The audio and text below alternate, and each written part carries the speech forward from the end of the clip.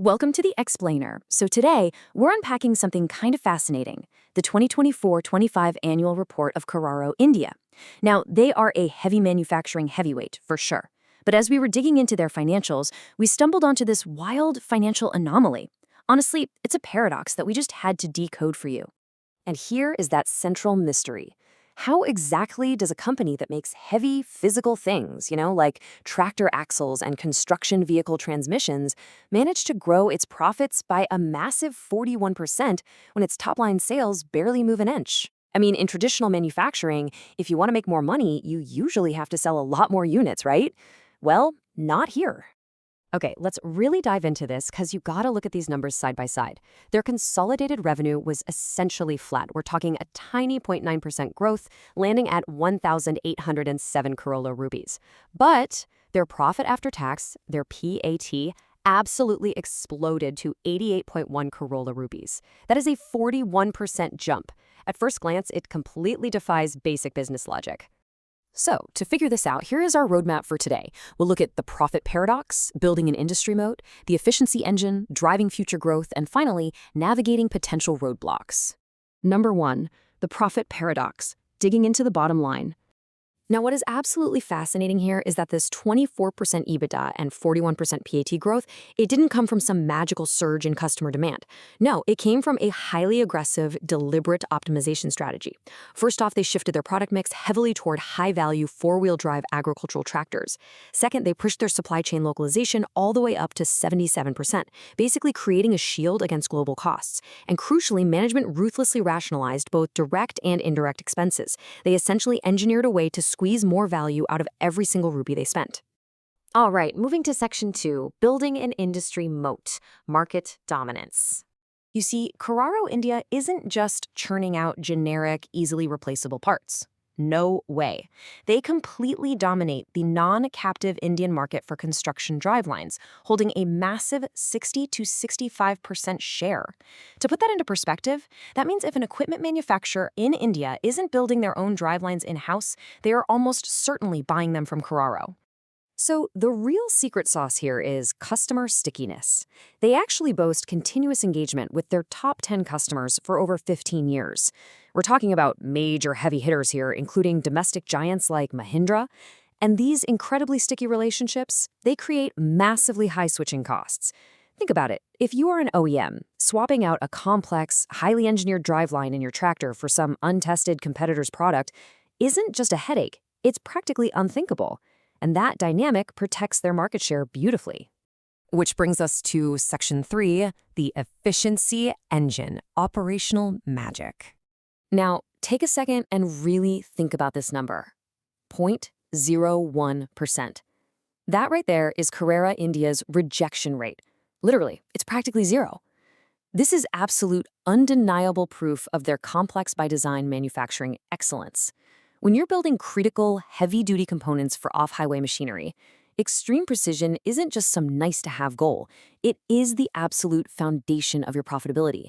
Because, every single rejected part eats directly into that bottom line we were just talking about. And the wild thing is, they're actually getting better at it. Overall plant efficiency jumped from 39.6% to a really impressive 47.1% over just 3 years. But wait, what is even more remarkable here is that they've achieved this efficiency jump while running their factories at strong capacity. They're hitting around 75% utilization at both their drivelines and gears facilities. So they are running hot, but they are running incredibly precise. So how exactly do they pull this off? Well, there are 3 main drivers keeping this engine humming. First, that 77% localized supply chain we mentioned earlier completely shields them from international shipping nightmares. Second, they've actively de-risked their operations by adding 52 new vendors in the last 4 years alone. That creates healthy internal competition and built-in redundancy. And third, they've heavily invested in digitized monitoring and in-house heat treatment. This keeps the whole technical process so tightly controlled that they can maintain that near-perfect repeatability we just looked at. Moving on to section 4. Driving future growth beyond traditional parts. Okay, so how do they plan to hit their stated medium-term revenue milestone of an enormous 3,500 crore rupees? The answer to that massive target lies in this quote directly from management: evolving from a components manufacturer to a key enabler in mobility transformation. Let that sink in. that is a huge shift in identity. They don't just want to supply physical gears and axles anymore. Their vision is to become a trusted, high-tech partner for global OEMs as the entire industry evolves. To actually achieve this grand vision, they are firing up 3 primary innovation engines. First up, Teleboom Handlers, or TBH. This new platform alone is projected to bring in over 300 crore rupees. Second, they are moving aggressively into electric drivelines with their THE platform to capture that vital clean energy shift. And third, they're launching an entire engineering services vertical. This means moving beyond physical manufacturing to provide actual design and simulation support directly to those global OEMs. And you have to look at their institutional readiness to execute these massive tech shifts in 2024 alone. Back in June, they acquired 99% of Carraro Technologies India for roughly 24 crores to instantly strengthen their R&D capabilities.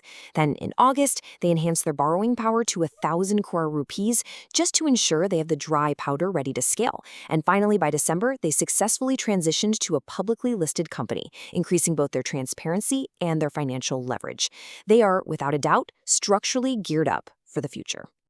Finally, Section 5. Navigating potential roadblocks, risks, and realities.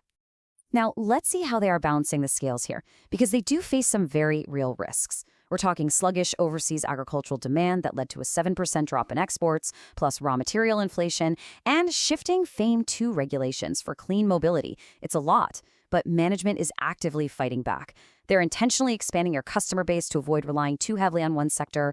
They're dual sourcing critical components to fight off inflation, and they're pushing heavy self-reliance in R&D to adapt quickly to all those regulatory shifts. So what exactly is their foundation as they navigate all these risks? Well, just look at this figure, 0.42. That is their consolidated debt-to-equity ratio. It is incredibly low, which should totally reassure you about their strong capital foundation.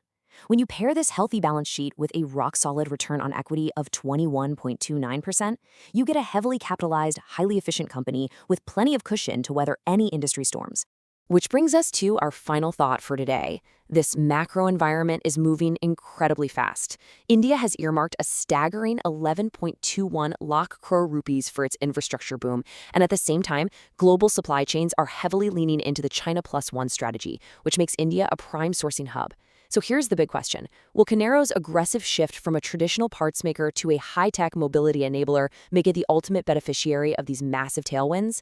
I mean, they have the moat, they have the efficiency, and they definitely have the capital. It's a fascinating strategic pivot, and one we are absolutely going to be watching very closely. Thank you so much for joining me for this explainer, and keep learning.